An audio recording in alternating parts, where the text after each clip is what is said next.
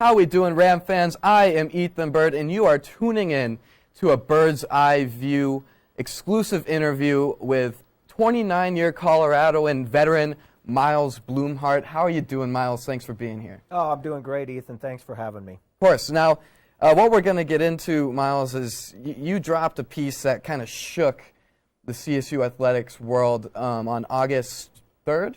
Yes, right about there. On August 3rd. August 4th. About the alleged kind of COVID-19 cover-up through CSU Football. Would you mind kind of just walking myself and everybody at home through the process you went through? Yeah, so actually I was working on a different story at the time. It was on the racial insensitivity and abuse story. And through that reporting, some of these COVID concerns from some of the athletic staff and student athletes came up to me. And they approached me about it, and so that's kind of how that story, it actually kind of happened serendipitously. I hadn't heard anything about it before, and then when a number of those people started coming forward, I'm like, well, we certainly have a story here. And you had 10 athletes and staff come forward and talk to the Coloradoan. Correct? Yeah, it was, I think, actually more than that, but that's about right, 10 to 12 or maybe 14. But once it got to such a large enough number, and you start cross-checking people's stories with fellow reporter Kevin Lytle, and you make sure that the corroborations are good and you're solid with your reporting. That's when we decided to go with the story. And how, after this story was published, I mean, CSU Twitter had just, blown up with a lot of players saying, this isn't happening. I mean, Trey McBride, one of the bigger personalities on the CSU team, he said this is completely untrue, but at the same time you have concerned players and staff talking to you. So how do you perceive the public perception of this piece? I think on the COVID piece it's a little more difficult because we went with anonymous sources. Yeah. Because obviously a lot of the staff and players were fearful of retaliation or retribution, and so they did not want to come forward. However, when you corroborate it with enough people, you know that it's happening. I think what's hard sometimes for people to understand is that you have to understand that on 120 players, not everybody is feeling the same thing. Not everybody has seen the same thing. They don't. They experience different things. However, what I can tell you is that it was a large enough contingent of people that caused concern and for us to go forward with the story. The other thing you have to remember is that the group of players who ended up coming out with CSU United, the number of players who tweeted that out represented about 25% of the team. Yeah. About half of those people were, or about 2/3 of those people were white, those players, and about half of them were first-year players. If you noticed, it wasn't the entire team did not sign off on that. However, there were people who did take offense to the story, and that's fine too. Yeah, you kind of run into that. Certain players have their own experience, but that does not at all negate the experiences of players who are experiencing something that makes them uncomfortable and makes them feel unsafe. So it's kind of just trying to sift through where the truth is for not just everybody, but for individuals who are at risk. Yeah. Right? What if that's what if that was my child? What if that student athlete who felt that was told that was my child? See, that's what it comes down to. It doesn't affect everybody, but it does affect some people. And you're affecting student athletes' lives.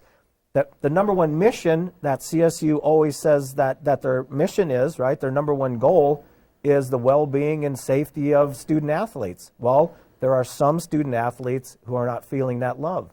Yeah, and one thing in the original COVID-19 article that I thought was kind of glossed over by the community that I don't think was read enough was the story about the volleyball players who had a potential COVID-19 exposure, but they weren't required to quarantine.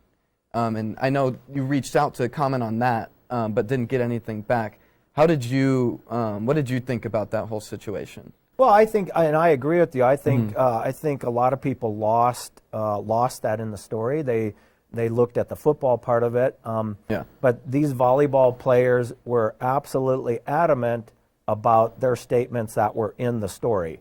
And so when you have and so that brought up, a number of people brought up their concerns with the way that the interviews were being conducted with the athletes from the CSU Public Health Department, and that they felt that there was possibly some coercion or pressure applied by some of the coaches for some of these reports to come out the way they did, so that these players would not have to either self-quarantine or self-isolate.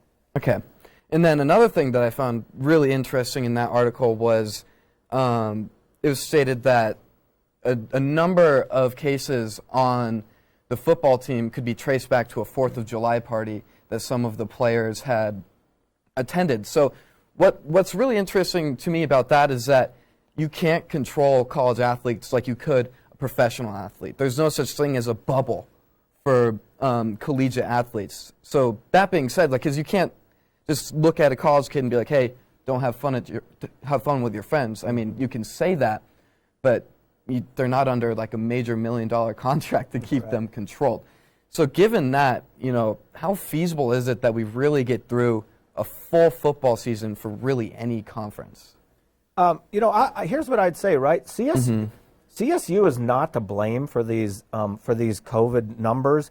You know what? The players are probably actually safer when they are actively, having workouts and practicing in that. I truly do believe that.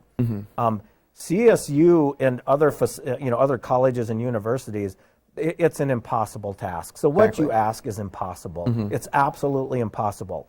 However, there's financial ramifications of that, and as we know in college athletics, finances supersedes just about everything. And so I don't see this as feasible at all. Talking to some of the players and staff, they were almost laughing at them being able to play more than probably 3 games because of the travel, the hotel rooms, your dining, you're just all of those things, taking buses, all of those things are going to add up. How is that possibly not going to end up with some COVID numbers that are going to shut a program down? I like that you brought up money, because really a big theme in all of this is they need players to play in order for the university to make money off of football, basketball, volleyball, what you say it. So I would say it is. Do you think that's the main driving factor in a lot of the problems that are going on with CSU Athletics? Sure. If you're Joe Parker, that's your job, right? I mean, that's your job, is to make sure that revenue is coming in the athletic department. And so you understand the kind of pressures that he is under. To have a season and to have these kids practicing, whether it be football, volleyball, women's basketball, or whatever. Where that leads to a problem is then when you start having issues in the program, his job, or what his task is then going to become, is to protect the brand, to protect the financial stability of the program, instead of protecting the student athletes and their health and well-being. And that's where the conflict comes in. It's not unique to CSU. It's rampant in college athletics. Exactly. And speaking of protecting the brand, it's been a bit of a problem right now for CSU Athletics with a lot of the stuff coming out. I mean, you talked to Anthony Hill and both Jimmy Stewart about the racial insensitivity and nepotism and kind of institutional problems within CSU Athletics. What was it like hearing those things from 2 guys who have been a big part of CSU Athletics community? Yeah, I was really proud of them, to be quite honest. I had worked on the story for quite a while, and I told those people who were contacting me I was not going to do the racial insensitivity and abuse story until I had people on record. Because when you can only use anonymous sources, that lessens the credibility of your story. Once I had some people that were willing to come out and put their name to it, we went with the story. You have to remember, Jimmy Stewart and Anthony Hill are on the sidelines. They are in meetings. They're in the locker room. These other people that I talk to are always, they're all spread out among the athletic department, and they're in all of these kinds of situations where they hear and see. So the one thing that the standard question that Kevin Lytle and I ask everybody was, what did you experience? What did you hear? What did you see? And how did you perceive that experience? That way you don't lead anybody into an answer. You just ask how they saw it and how they perceived it. And so when you get enough people, I think we had over 30 people at that point. There's a lot of people in the athletic department who are unhappy and definitely willing to talk about it. And so once we got the ball rolling, it was pretty easy to get quite a few number of student athletes and athletic staff to talk about it. But really for Anthony and Jimmy to put their name on it, you have to know that to do that, you have to have a lot of passion, and you actually do care about the health and well-being of the student athletes, and both of those people do. Yeah, I think what's most concerning is as more people come forward and more people talk about it, it does feel like kind of a deep-rooted issue within the athletics department itself, not just a certain team and a certain coach. Is that kind of the trend that you're seeing? Like who answers for that? Well, I think ultimately Joe Parker has to answer with the erosion of credibility that has happened in his tenure at CSU.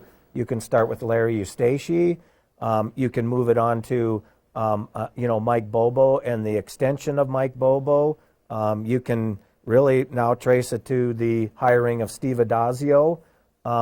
So there's a pattern there, and it's not just football. Yeah. There are other sports that are having similar issues at CSU that haven't been brought up as of yet. But I think what you have to look at is one of the common threads is who's the leader during this time, and that's Joe Parker and Steve Cottingham, who is the deputy athletic director.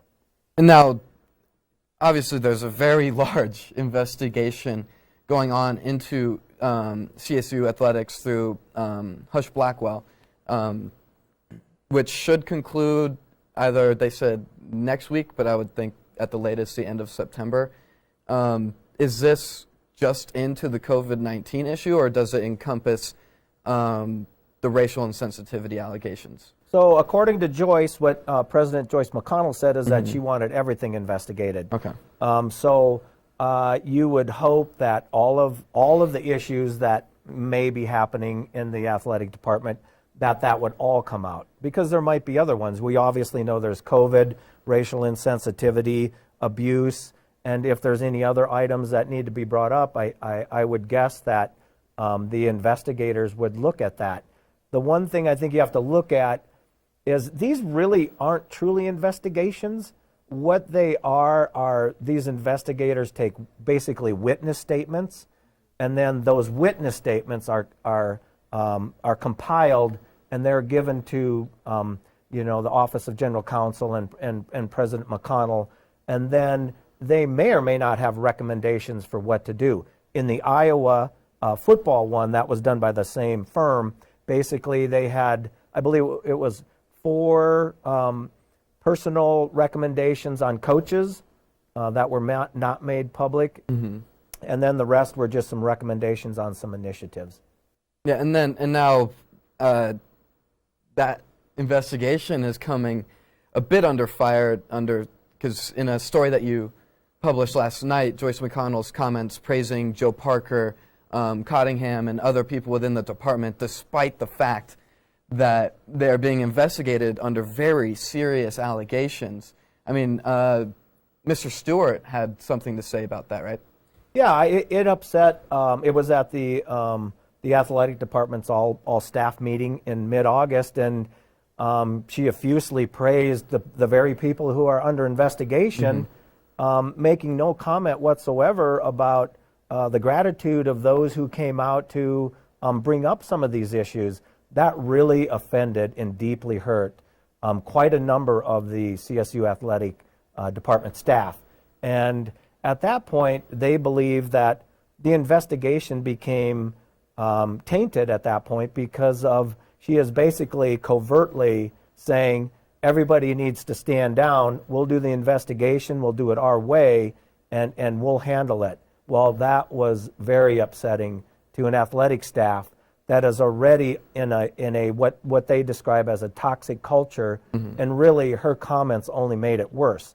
Then you have to realize that when I talk to some of these people who conduct these interviews nationally, that is not what you want your leaders to do. You basically want your leaders to not say anything about the investigation, so that it does become an investigation that does look like it's independently done without coercion. Well, I mean, you gotta, I mean, as for myself, if I put myself in the shoes of an athlete who wanted to come forward and say something, seeing the exact people who are the leadership of the organization that is either putting me in danger or making me feel unsafe or making me feel uncomfortable, why would they come forward? So I think that's a great point and issue to bring up. So now CSU Athletics has kind of found itself in a bit of a dumpster fire. Do you see any sort of fallout from the investigation, or some kind of, not cover-up, but kind of a twist? You know, difficult to say. Very difficult to say. You know, if you look at what happened at Iowa, again, there was some recommendations on some coaches and some recommendations on some initiatives.